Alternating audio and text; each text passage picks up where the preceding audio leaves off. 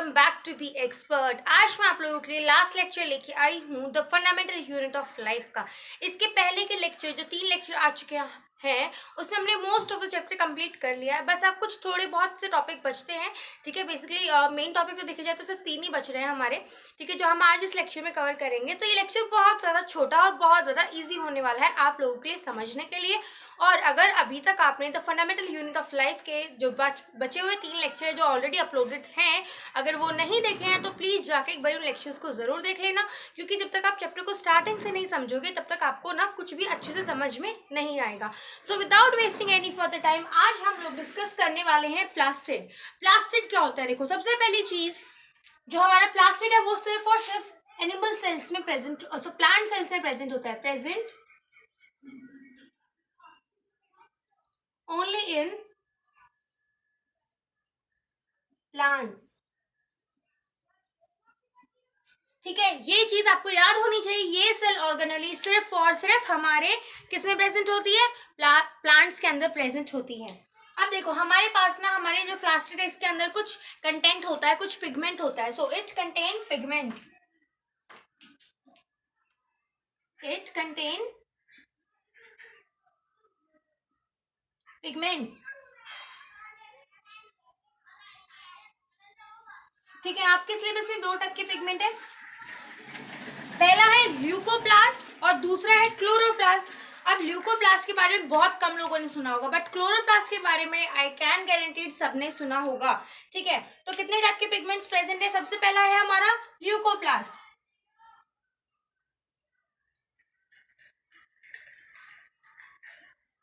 और दूसरा पिगमेंट क्या है? क्लोरोप्लास्ट।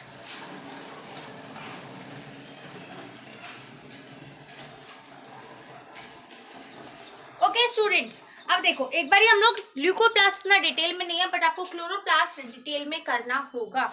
देखो, हमारा जो ल्यूकोप्लास्ट है वो व्हाइट कलर का पिगमेंट है। कौन से कलर का पिगमेंट है? White colour.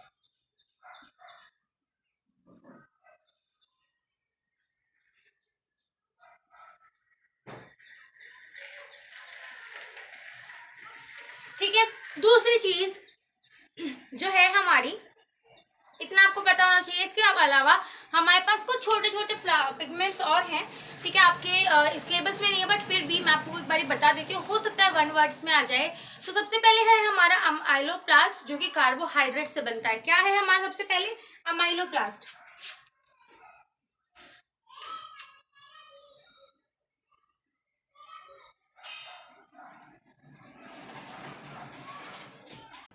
Amyloplast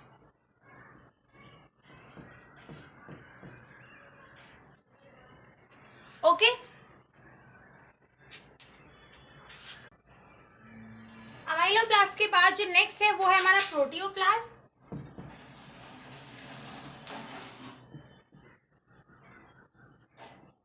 and last में आ जाएगा हमारा एलपी प्लास्ट। ठीक है, आपको बस ये 1 वर्ड्स के लिए ही याद रखने हैं, या फिर आपको हायर लेवल एग्जाम देते हो जो हमारे ओलंपियाड्स हो गए उन सब में पूछा जा सकता है। ठीक है, कार्बोहाइड्रेट,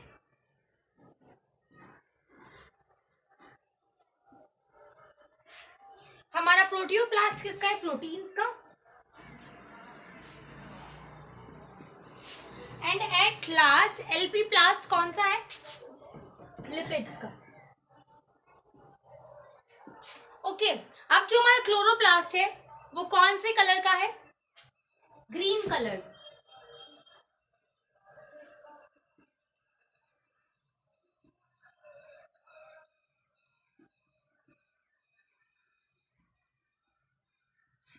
ओके स्टूडेंट्स, अब क्लोरोप्लास्ट जो है बहुत ज्यादा इंपॉर्टेंट है फॉर अ प्लांट, बिकॉज ये किस चीज में हेल्प कराता है? फोटोसिंथेसिस में।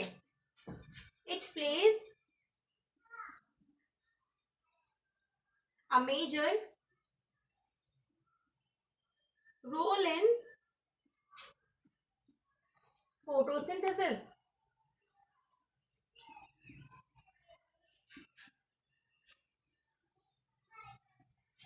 ओके, देखो फोटोसिंथेसिस क्या होता है? फोटोसिंथेसिस वो प्रोसेस है जिसकी मदद से हमारा प्लांट जो है खाना बनाता है। ठीक है, एक बार हम लोग लिख लेते हैं शॉर्ट में। फोटोसिंथेसिस क्या है हमारा? process by which plant make its food। ठीक है, ये चीज आपको ध्यान में रखनी है। अब देखो हमारा जो क्लोरोप्लास्ट है उसका स्ट्रक्चर हमें देखना है। मैंने बोला था ना क्लोरोप्लास्ट एक ऐसा जो है पिगमेंट जो हमारे डिटेल में प्रेजेंट है। ठीक है, तो एक बार लिख लीजिए, उसके बाद हम लोग क्लोरोप्लास्ट का स्ट्रक्चर देख लेंगे। अब देखो जो हमारा क्लोरोप्लास्ट का स्ट्रक्चर है मैं उसको आपको एक बार एक्सप्लेन कर देती हूँ। सबसे पहली चीज हमारा जो क्लोरोप्लास्ट है वो है क्या, double membrane structure. Double membrane structure. एक एक पॉइंट साथ साथ लिखे जाएंगे हम लोग। तो एक सिंगल लेयर मैंने ड्रॉ कर दी, एक और लेयर प्रेजेंट है इसके अंदर। ठीक है, अब लेबलिंग भी साथ साथ कर लेते हैं। ये हो गई हमारी आउटर लेयर और दूसरी वाली हो गई हमारी inner layer. Outer layer, inner layer. Okay, अब दूसरी चीज जो आपको ध्यान रखनी है वो है हमारा क्लोरोप्लास्ट के पास क्या होता है, हमारा खुद का डीएनए होता है। मैंने बोला था ना प्लास्टिड के पास डीएनए होता है, तो वो डीएनए एक्चुअली कहाँ प्रेजेंट होता है, हमारे क्लोरोप्लास्ट में। It have its own DNA. Okay, DNA का स्ट्रक्चर भी ड्रॉ कर लेते हैं। ये क्या है हमारा डीएनए। उसके बाद हमारे ना क्लोरोप्लास्ट में ना जैसे कॉइन्स होते हैं ना, कॉइन्स का स्टैक होता है, जैसे एक के ऊपर एक के ऊपर एक कॉइन्स रख दो, तो वैसे ही कुछ स्ट्रक्चर होता है जिसे हम लोग बोलते हैं थाइलाकॉइड। अब एक बार थाइलाकॉइड को जो है हम लोग स्ट्रक्चर बना लेते हैं थाइलाकॉइड का। देखो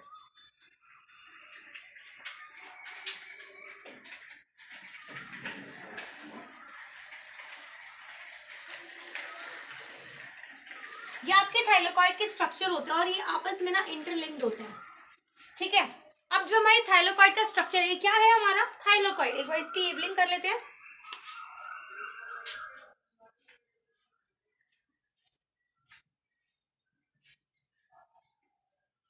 ठीक है, ये हमारा थाइलाकॉइड है।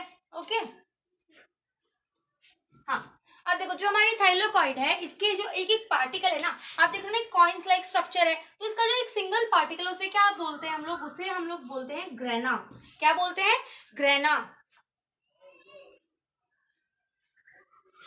ओके, ये चीज आपको इंपॉर्टेंट है जो ध्यान में रखनी है।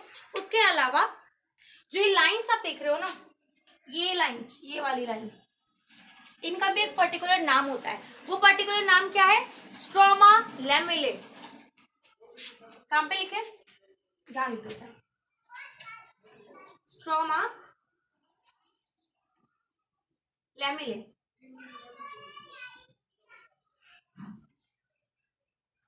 ओके स्टूडेंट, उसके बाद ये जितना भी आपके पास कंटेंट है ना, ये जितना भी है, ऐसा एक थाइलाकॉइड नहीं प्रेजेंट होता है, ऐसे बहुत सारे थाइलाकॉइड प्रेजेंट होते हैं। और जो जितना बाकी स्पेस है ना, इसे हम लोग क्या बोलते हैं, स्ट्रोमा। ये जो स्पेस आपको दिख रहा है इसे हम लोग क्या बोलते हैं, स्ट्रोमा। STROMA, stroma. ओके, अब फटाफट से कुछ इंपॉर्टेंट पॉइंट्स लिख लीजिए। जैसे कि थाइलाकॉइड का, it have coin stack like structure called thylakoid. Smallest unit of thylakoid is known as grana.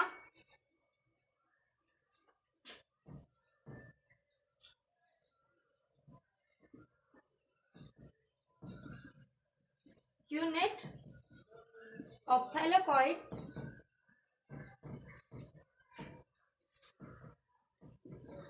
is called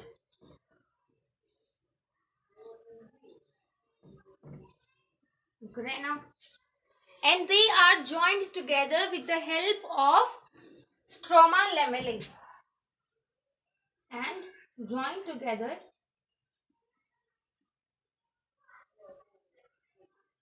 with the help of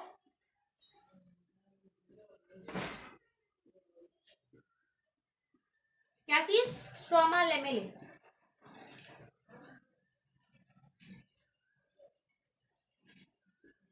okay, ये सारी चीजें हो गई। अब फंक्शन क्या होगा हमारी क्लोरोप्लास्ट का? सिर्फ एक ही फंक्शन है हमारे क्लोरोप्लास्ट का फंक्शन,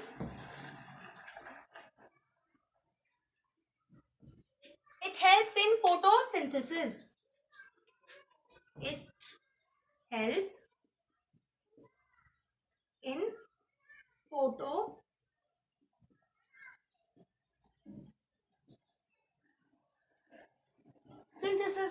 ओके, ये फटाफट से नोट कर लीजिए। देखो एक बार दोबारा समझ लेते हैं। जो हमारा क्लोरोप्लास्ट है ना, उसका जो स्ट्रक्चर है वो डबल मेम्ब्रेन स्ट्रक्चर है। डबल मेम्ब्रेन का स्ट्रक्चर यानी कि एक आउटर लेयर होगी और एक इनर लेयर होगी। समझ में आ गई? उसके बाद हमारे क्लोरोप्लास्ट के पास खुद का डीएनए होता है, यानी कि हमें उसके स्ट्रक्चर में एक डीएनए भी ड्रॉ करना होगा। और जितना भी ये स्पेस दिख रहे हो ना आप, जैसे हमारे सेल के अंदर क्लोरोप्लास्ट होता है, सॉरी साइटोप्लास्ट होता है ना, साइटोप्लाज्म होता है, वैसे ही हमारा जो क्लोरोप्लास्ट है उसका जो इनर मटेरियल है जितना भी, उसे हम स्ट्रोमा बोलते हैं। उसके बाद इसके पास कॉइन स्टैक लाइक कुछ स्ट्रक्चर्स होते हैं जिसे हम लोग थाइलोकॉइड बोलते हैं, और एक छोटा सा मेंबर थाइलोकॉइड यानी कि जैसे एक लाइक अ कॉइन, उसे हम लोग उसे क्या बोलते हैं? उसे हम ग्रेना बोलते हैं। मतलब जैसे एक पीस ऑफ कॉइन है ना, मतलब आपने 10 कॉइन रख दिए ऊपर नीचे करके, उसके बाद जो पहला कॉइन है आपका थाइलोकॉइड का, उसे हम लोग क्या बोलेंगे? ग्रेना बोलेंगे। और जो ये थाइलोकॉइड आपस में जो ज्वाइन होते हैं, ये जो लाइन आप देख रहे हो रेड कलर की, इसे हम लोग क्या बोलते हैं? स्ट्रोमा लेमेले। ठीक है, और ये याद रखना, स्ट्रोमा एंड स्ट्रोमा लेमेले दोनों अलग अलग चीजें। स्ट्रोमा क्या है? इतना स्पेस आप देख रहे हो ना, जो मैंने ग्रीन डॉटेड एरिया रिप्रेजेंट किया है, इसे हम लोग स्ट्रोमा बोलते हैं। और जो लाइन है ना कि रेड कलर की, जो कि थाइलोकॉइड स्ट्रक्चर्स को ज्वाइन करती है, उसे हम लोग बोलते हैं स्ट्रोमा लेमेले।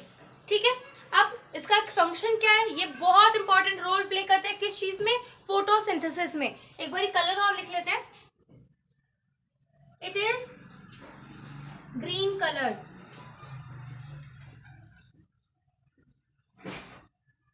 और हमारा जो क्लोरोप्लास्ट है ना, इसी की वजह से जो हमारा प्लांट है वो ग्रीन होता है। प्रोवाइड ग्रीन कलर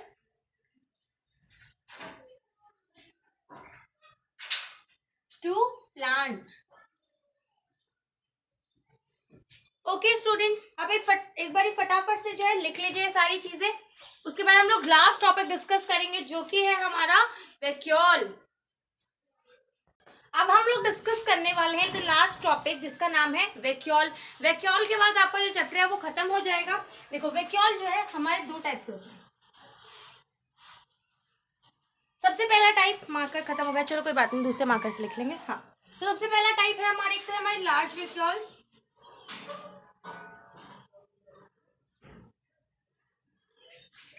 और दूसरा होता है हमारे small vacuoles.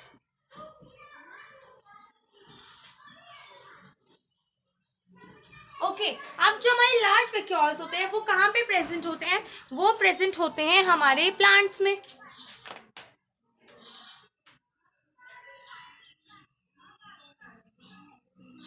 Only.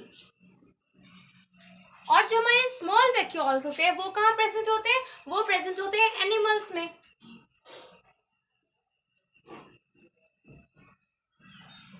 Animals only. ठीक है, इसके अलावा एक और जो है हमारे वैक्यूल जो है, एक थर्ड टाइप जो हमें देखने को मिलता है वो है हमारा फूड वैक्यूल। देखो फूड वैक्यूल होता है,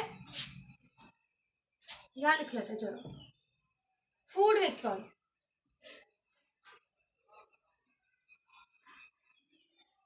ये कहाँ पे प्रेजेंट होता है? ये प्रेजेंट होता है हमारे अमीबा में।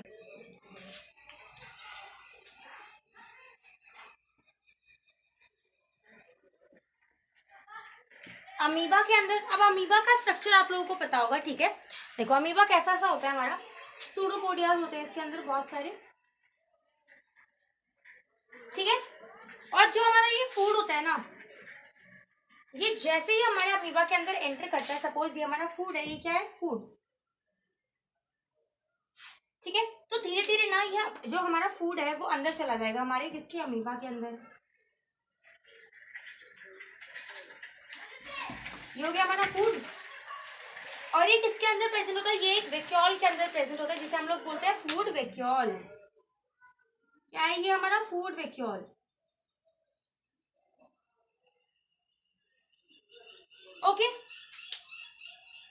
देखो अभी जो हमारा फूड वैक्यूल है ना, इसका बेसिक क्या काम होता है, इसका बेसिक काम कहते हैं ये मेंटेन करता है किस चीज को, हमारे बैलेंस को मेंटेन रखता है, हमारे जो सेल की जो शेप है उसे प्रॉपर तरीके से रखता है, ये टर्जिडिटी और रिजिडिटी प्रोवाइड कराता है किसमें, प्लांट्स में।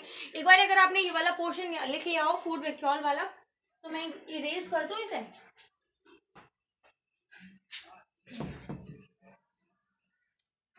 देखो प्लांट्स में बहुत छोटे छोटे से प्रेजेंट होते हैं, ठीक है, और एनिमल्स सॉरी प्लांट में जो बड़े बड़े से प्रेजेंट होता है उनका बहुत इंपॉर्टेंट रोल होता है। देखो ये हमारा सेल सैप है, इसका क्या काम है, इसका काम है to maintain the balance,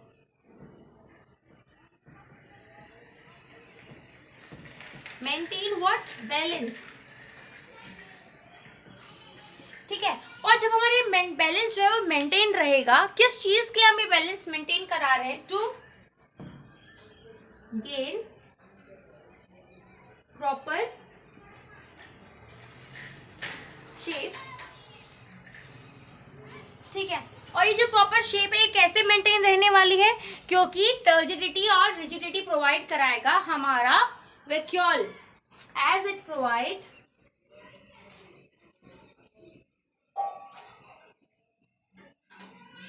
turgidity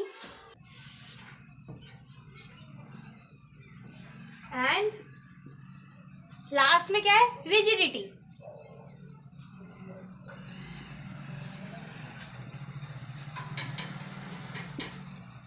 ये लास्ट पॉइंट था, इसी के साथ हो गया है हमारा चैप्टर खत्म, ठीक है।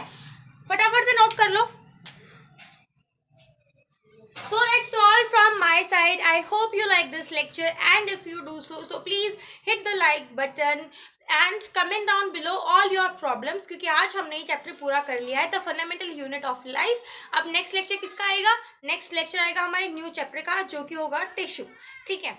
अब without wasting any further time just go and grab your NCERT and start reading it. आपको एक थोड़ा रिवीजन चाहिए होगा आपके एनसीईआरटी का, ताकि आपको हर एक चीज़ अच्छे से समझ में आ जाए। उसके बाद चैप्टर पूरा खत्म हो गया है। अगर अभी तक नोट्स नहीं बनाए हैं तो बिना टाइम वेस्ट करे नोट्स बना लीजिएगा अपने इस चैप्टर के। अब हम मिलते हैं अपने नेक्स्ट वीडियो में, तब तक के लिए stay positive, keep studying hard and keep your self fit and healthy.